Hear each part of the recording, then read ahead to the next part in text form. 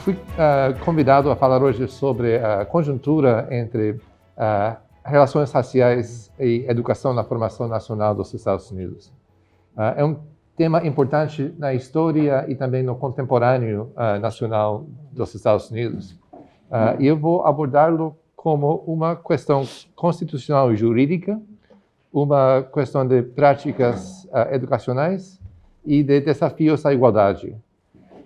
E um dos principais desafios conceituais que eu queria colocar em primeiro plano no início dessa fala é a importância de distinguir entre formas de preconceito e discriminação formalizadas como a segregação e a gama enorme de outras formas de práticas discriminatórias que sobrevivem mesmo na ausência de algo como a segregação ou o apartheid. E em segundo lugar, eu me preocupo em salientar que a experiência dos Estados Unidos é distinta da experiência do Brasil, de outros países, porém, ele levanta questões que também são relevantes para a nossa experiência aqui.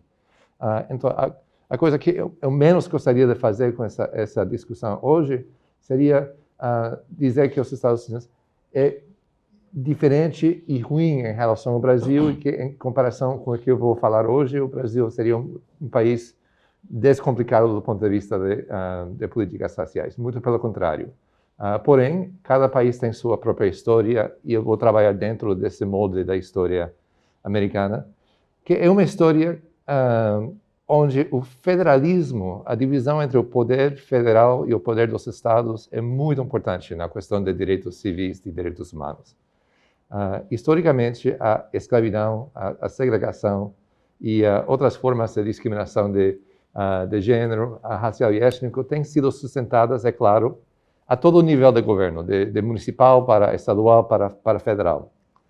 Mas em nosso sistema federativo, a mudança de práticas discriminatórias é frequentemente impedido pelos limites à autoridade federal impostas por leituras estreitas da Constituição. Nós usamos uma Constituição do século XVIII e é só útil quando essa Constituição é adaptada às necessidades e realidades contemporâneas. Por exemplo, os autores da Constituição não usavam smartphone, não tinham transporte aéreo. Então, para usar essa Constituição para interpretar uma sociedade que depende das coisas que vocês têm nas suas mãos, nos seus cotidianos, é preciso uma certa elasticidade e criatividade na leitura. Essa criatividade na leitura é também essencial na questão dos direitos, num país que não é o país do século XVIII, onde o sufrágio era masculino, onde praticava-se escravidão. Aí tem a chave conceitual da questão. Uma das mais importantes limitações ao acesso universal aos direitos civis nos Estados Unidos é a ideologia política que influi na nossa Suprema Corte.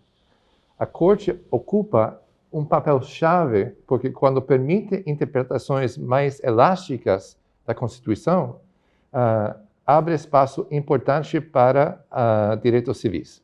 Mas, quando faz leituras mais literais, a tendência é de restringir direitos. Então, vou desenvolver os seguintes temas. A primeira é que a história da luta pelos direitos nos Estados Unidos tem sido acompanhado por um contraponto constante de supremacia branca, como vemos no acontecimento trágico esta semana na cidade de Buffalo, que vocês seguramente acompanham.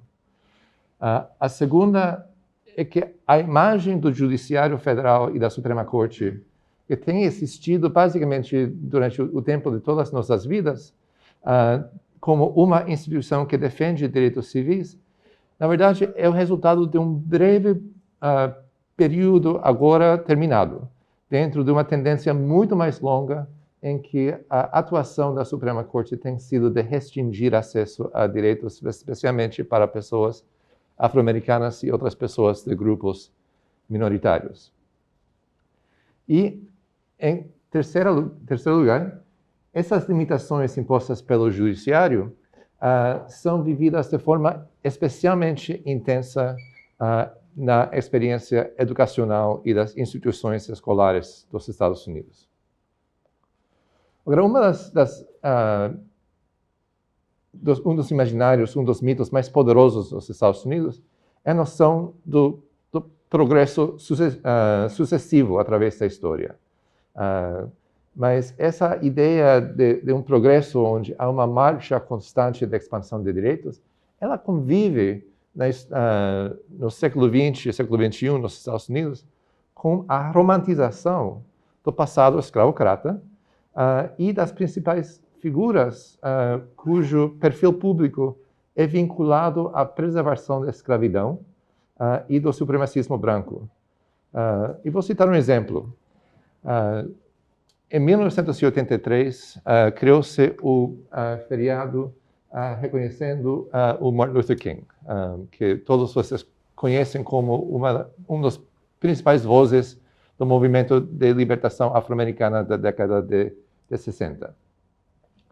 Agora, quando virou feriado nacional, no estado de Virgínia, onde, aliás, eu fazia colégio na época, então era uma coisa que eu acompanhava no meu cotidiano escolar, esse feriado não foi implantado como feriado de Martin Luther King Day, como foi em outras partes do país. Agora, Virgínia foi a capital da Confederação, o movimento de separação do sul do resto dos Estados Unidos para proteger a escravidão. O principal general da luta para preservar a escravidão era Robert E. Lee, também de Virgínia, e um dos principais generais táticos para a Confederação era Stonewall Jackson. Em Virgínia, esse feriado foi criado como Lee Jackson King Day, com Robert E. Lee e Stonewall Jackson em primeiro plano. Feriado que durou com esse nome até 2002. Agora, a fusão entre tendências tão contrárias e incompatíveis, a ideia de que é possível juntar Robert E. Lee, Stonewall Jackson e Martin Luther King num feriado não é coincidência, pelo contrário, são tendências que coexistem. Embora é um país que, de certas maneiras, é cada vez mais igualitária, também é um país onde o passado sempre pesa sobre o presente.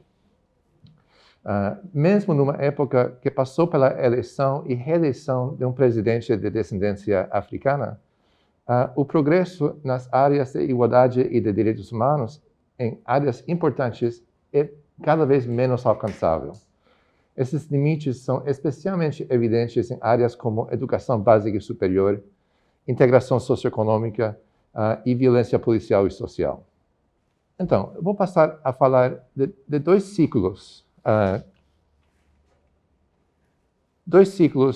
jurídicos, constitucionais e políticos nos Estados Unidos que abrem espaço para a construção de projetos de direitos civis e de direitos humanos nos Estados Unidos. Uma delas surge no século XIX, depois da Guerra Civil, num período de reforma e reorganização política, depois da abolição da escravatura, chamada Reconstrução. E a segunda, que é aquela que vem na década de 50, década de 70, década de 70, com a luta pela libertação da comunidade afro-americana, da segregação e da supremacia branca. Esse primeiro momento teria como marco cardeal o caso de uma pessoa chamada Dred Scott, que aparece aqui.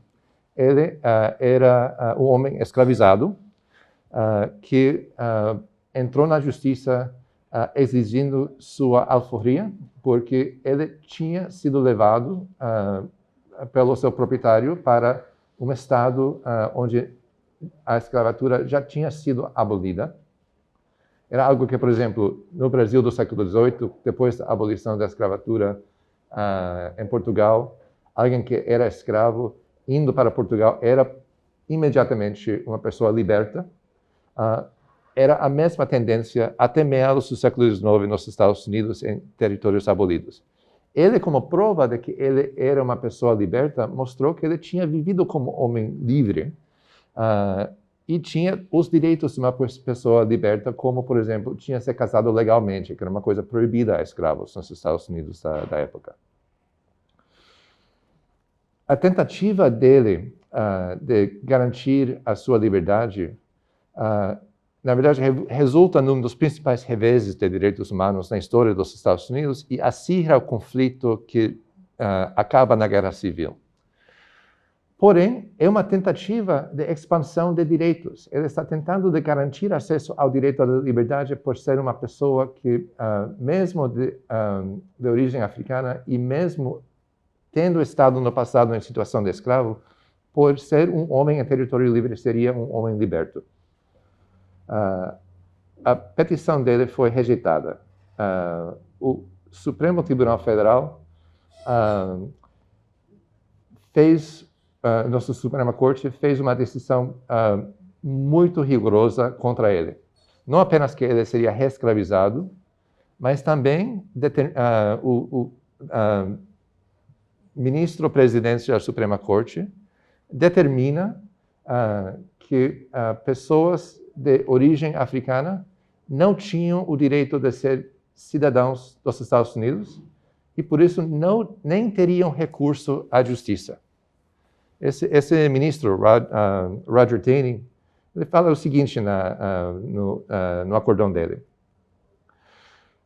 Pode um negro cujos ancestrais foram importados a esse país e vendidos como escravos virar membro da comunidade política formada e criada pela Constituição? Achamos que não os são e que não foram incluídos e que não houve intenção de incluí-los sob a palavra cidadão na Constituição. E por isso não pode exigir nenhum dos direitos e privilégios que esse instrumento garante aos cidadãos dos Estados Unidos. Essa decisão é exatamente o que eu estou apontando. A leitura literal da Constituição, já que não aparece explicitamente a cidadania de pessoas de origem africana na Constituição, então esse direito não existe, segundo essa leitura direta do texto.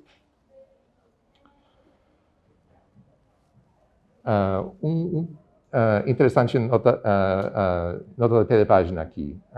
Depois de Scott ser reescravizado, a proprietária resolve sair do assunto que tinha gerado o caso e entrega a autoridade sobre Dred Scott a um parente chamado Henry Taylor Blow, que, por sorte, é abolicionista, vira oficial do exército americano durante a Guerra Civil. Taylor Blow imediatamente alforria Dred Scott. E depois da Guerra Civil, ele é indicado pelo governo dos Estados Unidos como embaixador ao Brasil durante a Guerra do Paraguai. Uma intenção minha é um dia ler os papers, o arquivo de Henry Taylor Blow sobre sua experiência no Brasil. Aliás, aqui tem Roger Taney, o presidente da Suprema Corte, e a estátua dele, que foi retirada do Capitólio do estado de Maryland, de onde ele veio, que foi retirado em 2017. Ou seja, a pessoa que lança essa opinião que pessoas de descendência africana não podem ser cidadãos dos Estados Unidos, até 5 anos atrás tinha um monumento na frente da capital do estado de Maryland. Ou seja, de novo, essa questão de como o passado continua a pesar sobre o presente nos Estados Unidos. Agora, essa decisão também implicou que qualquer pessoa de descendência africana de origem escrava poderia ser procurado por capitais do mato do sul dos Estados Unidos, em qualquer lugar dos Estados Unidos, o que acirra tensões em estados onde o abolicionismo é uma tendência ideológica em ascendência. Acirra o conflito que leva para a Guerra Civil. E no final da Guerra Civil, como vocês sabem, resulta com a abolição da escravidão. Agora, aqui um ponto importante. Eu vou usar um pouco a cronograma, mas não se preocupe muito com ela. A 13ª emenda nos Estados Unidos, que é a abolição da escravatura, é como a Lei Áurea no Brasil. Acaba com uma coisa, determina que a escravidão não é mais vigente. Só que nem essa emenda, nem a Lei Áurea no Brasil tratam da questão dos direitos, da cidadania, da igualdade. Tratam apenas com o fim da escravatura. Ou seja, não existe mais escravatura, mas tudo o resto do trabalho político, social, econômico, de criar a igualdade entre pessoas ex-escravizadas e outras pessoas da nação, todo esse trabalho está pela frente. E nesse sentido, o que acontece nos anos seguindo a guerra nos Estados Unidos é muito importante, porque há uma tentativa impressionante de costurar constitucionalmente e legalmente uma igualdade e cidadania para as pessoas recém-libertas. É algo que o principal historiador desse período, Eric Foner, chama de uma revolução fracassada. Ou seja, que ele acha que essas medidas foram revolucionárias, mas que essa revolução fracassa, que não tem sucesso, que é desmontado depois de poucos anos. E desmontado principalmente pela ação da Suprema Corte. Depois dessa 13ª emenda, abolindo a escravatura, você ainda não tem resolvido as questões de direitos de cidadania. Será que pessoas libertas teriam acesso ao voto? Quais seriam seus direitos políticos, direitos sociais? A primeira lei de direitos civis garante a noção de que existem direitos políticos aos quais as pessoas libertas teriam acesso. A 14ª emenda, que ainda hoje é muito importante na garantia de direitos de muitos sentidos de direitos nos Estados Unidos, determina que quem nasce nos Estados Unidos é cidadão. Isso garante a cidadania retirada pela decisão de Roger Taney. Depois, a 15ª emenda garante o acesso ao voto, mas de uma forma limitada. Uma segunda lei de direitos civis vai além. Ele determina que pessoas afro-americanas têm os mesmos direitos sociais que pessoas brancas. Essa decisão determina que não pode haver segregação racial. Mas ela é derrubada poucos anos depois pelo Supremo Tribunal Federal, que depois, a nossa Suprema Corte, que depois passa a enraizar numa opinião de grande peso, Plessy versus Ferguson, o direito de praticar a segregação racial. Esse caso, Plessy versus Ferguson, é um caso que é montado também como ação de direitos civis, uma tentativa de abrir o caminho para direitos para pessoas afro-americanas, em que um grupo de políticos e militantes na cidade de New Orleans procuram desafiar a segregação no sistema ferroviário da cidade. E organizam a compra de uma passagem de primeira classe por uma pessoa chamada Homer Plessy, que depois do trem sair da estação, o trem para e ele é expulso do trem. Ele e o conjunto processam a empresa ferroviária. O caso chega à Suprema Corte e a Suprema Corte determina que é absolutamente constitucional e legal a prática da segregação, na medida que haja algum recurso separado para pessoas em situação segregada. Esse painel aparece no muro, no local onde o trem parou, em New Orleans. E Homer Plessy foi expulso do trem. E mostra a conexão entre esse movimento de luta pelos direitos fracassado daquela época, onde aqui o trem de Homer Plessy está iluminando o caminho para a decisão Brown versus Board of Education of Topeka, que foi a decisão de 1954, que derruba a segregação escolar e obriga a integração das escolas nos Estados Unidos. Agora, essa integração escolar vem num contexto significativo. No sul dos Estados Unidos, a construção de redes de ensino público é um produto do momento durante a pós-guerra civil em que pessoas afro-americanas tinham brevemente acesso ao voto e a capacidade de se eleger as assembleias legislativas e as assembleias constituintes de seus estados. Como W.E.B. Du Bois, um dos principais intelectuais negros dos Estados Unidos do século XX, diz: a educação pública para todos e ao custo do Estado foi, no Sul, uma ideia negra.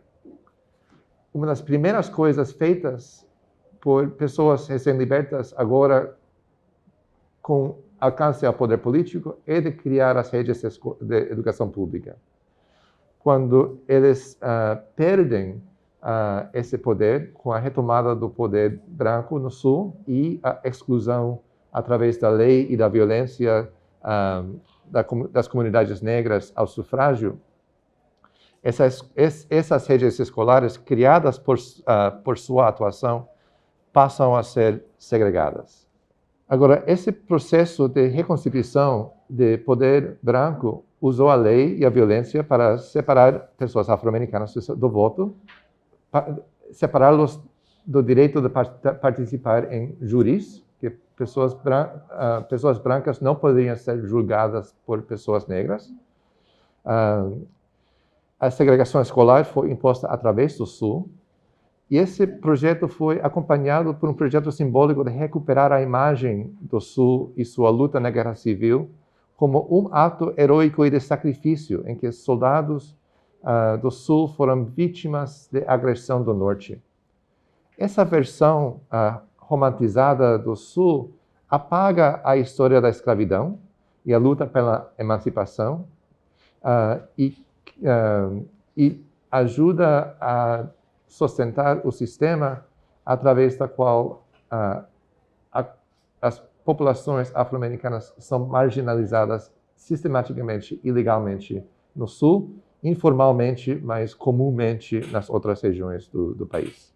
Aqui gostaria de destacar uma experiência dentro desse mundo educacional e mundo segregado daquela época, que é a experiência de Ida Wells, professora, jornalista e militante, cuja atuação mostra as estratégias para desafiar esse sistema de supremacia branca e, ao mesmo tempo, mostra como os longos fios dessa história continuam a estar presentes em nossa sociedade. Ela nasceu escrava no estado de Mississippi durante a Guerra Civil.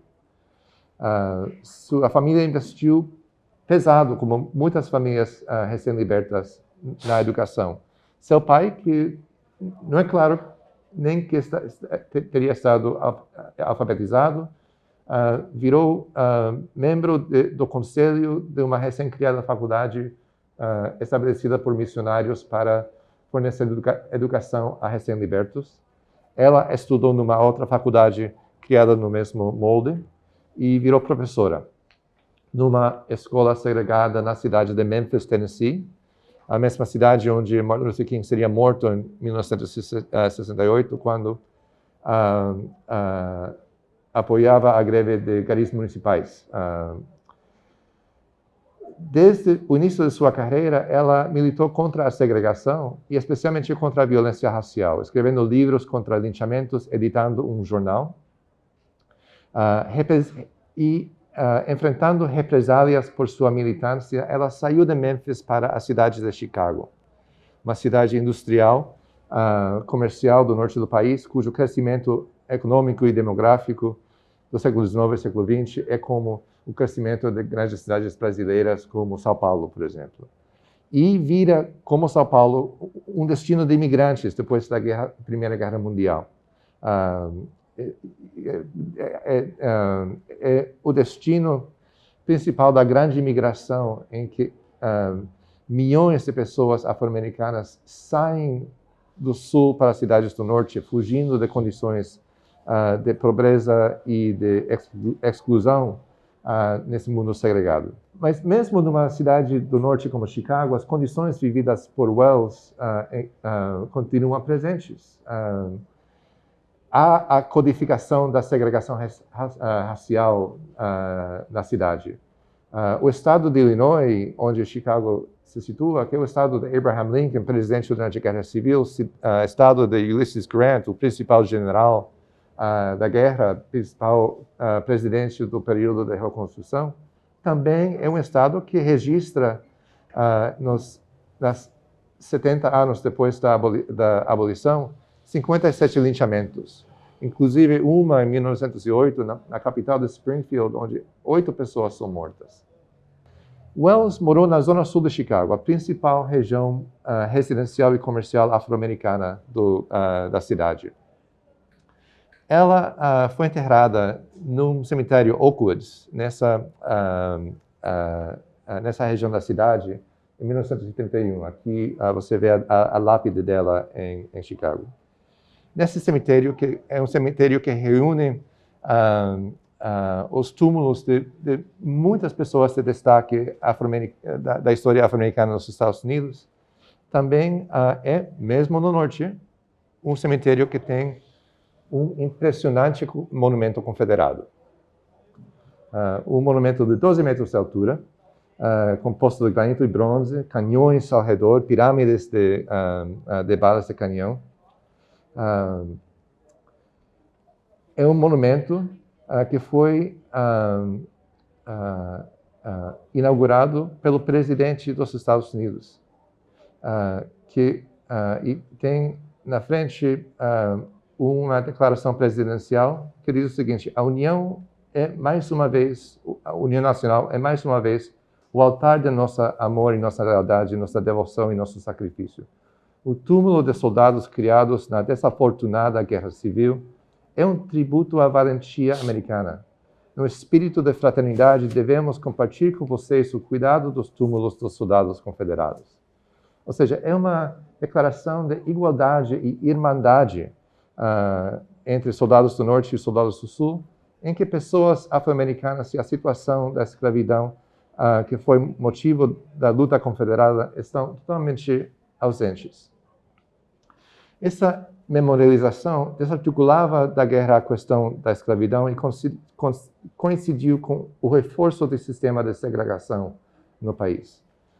Outra nota de pé de página também é o cemitério onde Jesse Owens, o atleta olímpico que desafiou as ideias de racismo científico nazistas, como campeão olímpico em Berlim em 1986, também está enterrado, aí não muito longe do monumento confederado.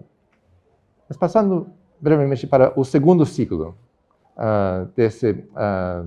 dessa expansão de direitos. Esse ciclo se dá início com a decisão Brown v. Board of Education, que obriga a integração escolar. Mas essa decisão do Supremo Tribunal Federal não integra escolas. Uma década depois, em 1964, menos de 2% de crianças no Sul frequentam escolas onde eles são a minoria racial ou étnica daquela escola. O Sul usa uma tática chamada resistência maciça. Proíbe a implementação da decisão da Suprema Corte. Aqui, essa resistência ela é desafiada pela militância do movimento de direitos civis e também é o alvo de uma série de ações judiciárias de muito impacto. Entre elas, a decisão de 1971, Swan v. Mecklenburg, onde não faltam decisões da Suprema Corte entre 54 e 71 dizendo que essa integração é para agora.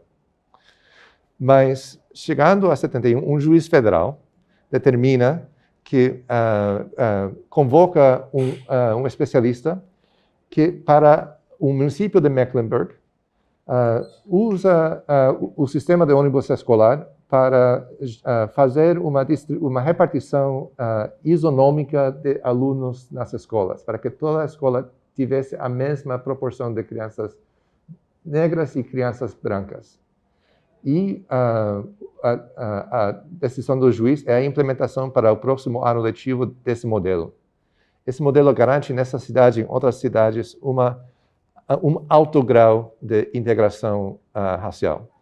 A decisão é derrubada em 2002, na época em que a jurisprudência americana começa a fechar as possibilidades para esses tipos de medidas de integração. Agora, esse uso do sistema de ônibus para integrar escolas funcionou muito bem. Ele aumentou de 2% para 44% a proporção de alunos de um grupo racial que frequentam a escola onde eles são a minoria. Ou seja, aumenta a proporção de diversidade nas escolas. Depois da decisão de 2002 até 2017, os primeiros 15 anos, essa proporção cai de 44% para 30%. Ou seja, você tem uma ressegregação hoje das escolas nos Estados Unidos.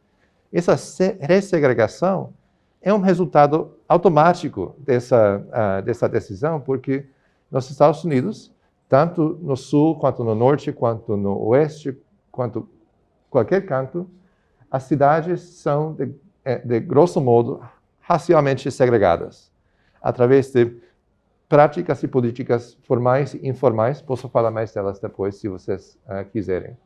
Mas se você retira os mecanismos de integração, essas escolas eles retrocedem a escolas segregadas por causa da segregação residencial nas cidades onde eles estão. Essa mesma contratendência é uma coisa que notamos nas questões de cotas e ações afirmativas. Já em 1978, na decisão de Bakke, a Suprema Corte anula o uso de cotas como meio de ingresso na universidade, mas deixa aberto o que chama de ações afirmativas. Essas ações afirmativas permitem o uso de critérios raciais e étnicos e de gênero, mas não de uma forma mecânica. Porém, desde 78, a Suprema Corte tem cada vez restringido mais a definição das ações afirmativas possíveis. Hoje existem muito poucos, e a Suprema Corte agora está desenvolvendo uma opinião que muito provavelmente vai eliminar por completo ações afirmativas nos Estados Unidos nos próximos meses. Tudo isso acontece dentro do contexto nos Estados Unidos, onde a desigualdade socioeconômica e racial vem aumentando. Em 2016, a renda média entre pessoas brancas era de $48 mil, e entre pessoas afro-americanas e pessoas de origem latino-americana, de $31 mil, ou seja, uma diferença de 48 para 31, uma proporção muito grande. A desproporcionalidade de violência policial, que é algo que cuja atenção, cuja visibilidade está aumentando tanto pela disseminação de tecnologias de telecomunicação e a atuação de movimentos como Black Lives Matter, ajuda a focalizar a desproporção do impacto dessa violência. Para concluir, vemos, depois de eventos como a morte de George Floyd em 2020, de Breonna Taylor e de outros, avanços incipientes nas pautas de reforma policial e conscientização sobre desigualdades educacionais em alguns lugares. Há também uma rejeição maciça dos símbolos de supremacia branca, como monumentos confederados. O último estado a usar a bandeira confederada dentro de sua bandeira estadual, Mississippi, o retirou no ano retropassado. Ou seja, é um país onde houve, em pouco tempo, grandes passos, tanto de mudança quanto de conscientização. Mas, como falei no início, isso sempre existe em contraponto a restrições e a sobrevivência desses projetos de supremacia branca. Entre elas, há a elaboração, hoje, de restrições ao ensino de temas de relações raciais, especialmente no que toca a racismo estrutural e racismo sistêmico. Por exemplo, aqui está a letra de uma lei recém-aprovada no estado da Florida, que proibiria elementos da fala que eu estou fazendo aqui hoje na sala de aula de uma escola no estado da Florida. Seria ilegal. Também em Georgia, também em Texas, em Oklahoma, em outros estados dos Estados Unidos.